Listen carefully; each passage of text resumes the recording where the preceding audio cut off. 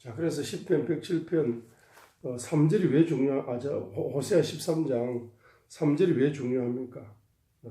4절이 왜 중요합니까? 4절이 왜 중요해요? 이 구원자가 언제 구원자를 체험합니까? 바로 1절과 2절과 3절, 1절과 2절, 1절, 2절을 회개할 때 4절을 체험한다는 걸 보여주거든. 그러죠? 자, 그렇기 때문에 자, 이렇게 도표를 그리는 겁니다. 어떻게 호세아, 자, 13장 1절과 2절과 3절이 나오죠. 3절이 나옵니다. 그래서 호세아 14장 4절을 주님을 구속자로 체험한다. 자, 구속자로 체험한다는 것은 주님의 보혜를 체험하는 거예요. 주님의 보혜를 체험하는 거예요. 호세아 13장 4절에 주님을 구속자로 체험한다는 것은 보혜를 체험하는 겁니다. 그러면 호세아 13장 1절과 3절은 회개하는 거거든. 뭘 회개하느냐 보세요. 자, 1절과 3절에서는 1절과 2절. 1절과 2절은 뭡니까? 1절과 2절은 회개거든. 우상이거든, 우상. 그리고 3절은 우상의 열매거든. 우상 숭배하면 이런 열매가 온다는 겁니다. 그래서 호세아 13장 1절과 3절 이 우상을 회개하는 거죠. 그럴 때 주님의 보혜를 체험하여 주님을 구속자로 체험한다. 자, 문자적으로는 호세아 13장 4절의 위치를 왜 4절에다 이렇게 딱 기록했는가? 중요합니다. 너무너무 중요하죠. 그래서 1절과 2절, 자, 에브라임이 떨면서 말할 때 이스라엘에서 자기를 높였으나 그가 바알로 말미암아 죄를 지을 때 죽었느니라. 2절에 봤어요. 이제 그들이 더욱더 죄를 지어 자기들의 은으로 자기들을 위하여 형상들을 부어 만들되 자기들이 깨달은 대로 우상들을 만들었는데 그 모든 것은 장인들의 작품이라. 그들이 그것들을 가리켜 말하기를 희생물을 드리는 자들은 송아지들과 입을 맞출 것이라 하는도다. 이 2절은 바로 우상 숭배를 이렇게 표현한 겁니다. 그죠? 그럼 이렇게 우상의 영이 사람 속에 흐르고 있잖아. 그러면은 3절을 경험한다. 3절이 뭡니까? 열매로. 그러므로 그들은 아침 구름 같다. 인생이 아침 구름 같아. 아침에 구름이 떠 있다가 금방 없어져 버려요. 사라지는 새벽 이슬 같다. 이슬이 아주 아름답게 보였는데 햇빛이 나오기 1초도 안 됐는데 이슬이 싹 사라졌어. 참 인생이 허무하구나. 타작마당에서 해오리 바람에서 날리는 개와 같다. 해오리 타작마당에서 막 이렇게 하고 있는데 해오리 바람이 불어가지고 말이면 날리는 개처럼 바람에 확 날아가는 게 인생이다. 굴뚝에서 나오는 연기 같다. 연기가 금방 나오는데 금방 돌아보니까 연기가 없어요. 그러니까 호세아 13장 3절은 이 네 가지로 우리 인생을 이렇게 설명하고 있는 겁니다. 이렇게 인생이 정말로 아침 구름 같고 여러분이 그 대통령이 죽었다. 대통령 장례식에 갔고 대통령 화장실에 갔어. 화장터에 간 거예요. 엄청 돈을 많이 부자가 죽었어요. 그 부자만 장례식에 간 거야. 슬퍼하면서. 장례식 화장하는 데 간 거예요. 엄청 인기 좋은 아름다운 여배우가 자살을 했어. 죽었어. 그래서 저 장례식까지 따라가가지고 화장터까지 따라갔네. 그러면서 거기서는 말은 자기도 모르게 시인이 되는 거야. 어떤 시인이 인생이 정말 허무하구나. 헛되구나. 죽어버리면 끝나는 걸. 정말 인생은 아침 구름 같구나. 사라지는 새벽 이슬 같구나. 타작마당에서 해오리 바람에 날리는 개와 같구나. 굴뚝에서 나오는 연기 같구나. 이렇게 시가 터져. 정말로 인생이 헛되고 허무하구나. 이런 것을 말입니다. 이런 것을 느끼고 경험한다. 이 우상의 영이 흐르고 있으면 호세아 13장 3절 같은 또 이런 시만 써요. 이런 시만 열려. 절망적이다. 아주 헛되고 아침 구름 같고 사라지는 새벽 이슬 같고 인생은 사라지는 새벽 이슬 같다. 이런 노래도 부르고 인생 이런 거라. 그렇죠. 그래서 다 인생의 가치를 영적으로 해석하지 못하고 육적으로 혼적으로 눈에 보이는 것적으로 이렇게만 해석이 되는 한계에 딱 부딪혀버립니다. 자, 그래서 이렇게 우상을 회개하면 4절이 열린다는 거예요. 1계명이 열린다는 거예요.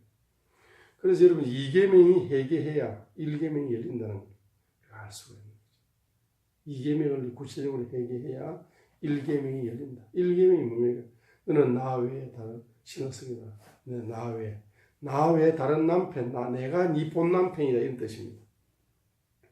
내가 네 본 남편. 그 본 남편이 열리는 게 일계명입니다.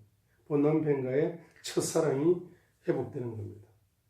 깊은 사랑이 열리는 겁니다. 사랑의 연합 속에, 본 남편과 사랑의 연합 속에 들어가는 거예요. 일계명이 열리는 겁니다. 그렇죠? 자, 그래서 10편 107편을 다시 봅니다. 자, 그래서 4절과 9절. 4절과 9절은 핵심은 뭡니까? 핵심은 강야에서 방랑하는 자들, 너무나 배고픈 자들, 돈이 없는 자들, 가난한 자들, 이런 자들입니다. 그들이 강야의 외딴 길에서 방황하고 거주할 도시를 찾지 못하고 떠돌이처럼 이렇게 살아갑니다. 줄이고 목마르고 그들의 혼이 그들 속에서 기진맥진한 거예요. 강야의 외딴 길에서 방황하는 인생, 거주할 도시를 찾지 못하고 거주할 집을 찾지 못하고 거주할 사역지를 찾지 못하고, 그죠? 직업이 없고, 그죠? 이렇게 하면서 경제적으로 굶주리고 목마르고 이렇게 하면서 기진을 했습니다. 자, 이렇게 기진할 때 우리가 해야 할 일은 6절밖에 없는 거예요. 그때 그들이 고난 중에 뭐합니까? 주께 부르짖는 기도밖에 없는 거예요. 부르짖으면은 뭘 부르짖는 거예요? 이게? 부르짖는 게 뭘 부르짖는데 했습니까? 우상을 회개하면서 부르짖는 겁니다. 그렇죠? 죄악을 회개하면서 부르짖는 겁니다. 이 모든 눈에 보이는 열매, 저주의 열매를 회개하면서 부르짖는 겁니다. 이 모든 저주의 열매를 가져온 근본 뿌리를 회개하면서, 그죠? 우상을 이 부르짖는다 할 때 무조건 부르짖는 게 아니고 회개하는 부르짖음. 부르짖으면은 그분께서 그들의 고통에서 그들을 건지시고 주님이 구원자가 되시어서 건져주시는 거죠. 그죠? 주님이 모세를 나일강에서 어린애를 건져주신 거죠. 모세가 이스라엘 노예에서 건져주신 거예요. 가나안에서 건져주신 것처럼. 그죠? 또 바른 길로 그들을 인도하서 그들이 거주할 도시에 이르게 하셨도다. 이제 정착하게 됩니다. 방이 없었는데 방도 주시고, 그죠? 직업이 없었는데 직업을 주시고, 사역이 안 열렸는데 사역도 열어주시고, 이렇게 이제 주님이 역전시켜 주는 것이죠. 그러면서 사람들이 주의 선하심과 사람들의 자녀들에게 행하신 그분의 놀라운 일들로 인하여 그분을 찬양하기 원한다. 이 말입니다. 놀라운 일이라는 것은 기적이 기적이 일어나는 겁니다. 주님을 찬양하게 되는 것입니다. 그래서 9절에 보세요. 그분께서 사모하는 혼에게 만족을 주시고 줄인 혼을 선하심으로 채워주신다 했습니다. 사모하는 혼에게, 이 사모하는 방법이 기도죠. 기도. 내가 주님을 사모한다. 이것이 기도로 표현되는 겁니다. 그럼 사모하는 혼에게 주님은 만족을 공급해 주시고, 그다음에 굶주린 혼에게 주님의 선하심을 계속적으로 채워주시는 그 같은 기적을 체험하게 되는 것입니다. 그렇죠? 그래서 강야에서 구원을 주신다. 먹을 거 주시고, 경제를 공급해 주시고, 길을 인도해 주시고, 그렇죠? 이것이 4절과 9절입니다. 10편, 80편 1절이나 요한복음 10장 11절에 보시게 되면 주님이 누구로 역사하신다. 강야에서 인도하시는 목자로 표현되는 것이죠. 목자께서 강야에서 먹을 걸 주시고 인도해 주신다. 오 요셉을 양떼같이 인도하시는 이스라엘의 목자여, 주는 귀를 기울이시고 그룹들 사이에 거하시는 이여, 주는 빛을 비추소서로 시편 80편을 이렇게 기록되는데, 요셉을 양떼같이 인도하시는 이스라엘의 목자여, 주는 귀를 기울이시고 그룹들 사이에 거하시는 이여, 주는 빛을 비추소서 했습니다. 귀를 기울이는 것은 우리의 기도에 귀를 기울여 가지고, 그죠? 목자 되신 주님께서 빛을 비춘다. 응답의 빛을 비춘다는 겁니다. 그래서 요한복음 10장 11절에 주님은 선하신 목자가 되시어서 강야에서도 인도하신다는 겁니다. 자, 그 다음에 서쪽으로 가게 되면은 10절과 16절이 열리게 되는 거죠. 자, 어둠과 사망의 근원에 앉은 자들이 고난과 쓰라슬에 매인 것은 그 원인이 있는 겁니다. 10절의 원인. 10절에 열매가 있죠. 어둠이 있어요. 인생의 어둠이 찾아옵니다. 그 다음에 뭐죠? 사망의 그늘에 앉는 고통이 옵니다. 고난이 옵니다. 또 쇠사슬에 매인 거 옵니다. 그것은 바로 11절에 그들의 조상들이, 그죠? 하나님의 말씀을 거역하고 불순종의 영이죠. 지극히 높으신 이의 계획을 멸시한 원인 때문에 후손들에게 어둠이 오고 후손들에게 사망의 그늘에 앉게 되고 후손들이 고난이 오고 후손들이 쇠사슬에 매이게 되는 거죠.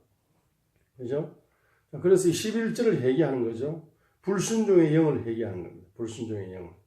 불순종의 영을 회개하는 거다 이 말입니다. 자, 그렇게 되면 회개하면서 부르짖으면서 기도하는 거죠. 그죠? 13절이 그겁니다. 바로 11절의 불순종의 영을 13절처럼 고난 중에 죽게 불순종의 영을 회개하면서 부르짖는 겁니다. 그죠? 그래서 이 불순종의 영 때문에 12절에 오는 거죠. 고역으로 그들의 마음을 낮추시고 그들이 넘어져도 돕는 자가 없었다. 이거 중요합니다. 12절에. 자, 넘어졌어요. 돕는 자가 없어요. 인맥이 없다는 얘기예요. 인맥. 인맥이 없다는 얘기죠. 넘어져도 도와줄 자가 한 사람이라도 있으면 일어납니다. 재기할 수 있어요. 그렇지 않습니까? 내가 사업에 실패했는데 한 사람이 도와주면 그 한 사람의 도움이 아주 미약한 도움 같지만 천천만만을 얻은 것처럼 되는 겁니다. 한 사람만 도와주면 일어날 수 있어요. 근데 도와준 자가 없다. 한 사람도. 자기 혼자 일어나려고 하니까 못 일어나니까 그냥 쓰러지는 거야. 식물인간 되는 겁니다. 이제 노숙자처럼 그냥 되는 겁니다. 그래 한 사람이 너무 중요한 겁니다. 넘어져도 뭡니까? 돕는 자가 없었다. 인권이 없다는 얘기죠. 인맥이 도와주는 인맥이 없다는 얘기죠. 그때 고난 중에 주께 부르짖는다 할 때 13절 보세요. 뭘 부르짖습니까? 11절을 회개하면서 부르짖는 거예요. 불순종의 영을 그죠? 자, 그렇기 때문에 주님께서 15절에 기적을 베풀어 주시고 그분을 뭐 하게 됩니까? 찬양하게 된다. 그분께서 논문들을 깨뜨리시고 새 빗장들을 끊어 주심으로써 자, 논문들을 깨뜨리고 새 빗장들을 끊어 주시게 되면은 10절에서 해방되는 거예요. 10절. 10절에서 해방된다는 표현. 어둠에서 빛으로, 어둠에서 해방되고 빛으로, 사망의 그늘에서 생명으로, 고난에서 해방되고 쇠사슬에 매인 것에서 억압에서 해방된다는 표현을 16절처럼 하고 있다 이 말입니다. 그렇죠?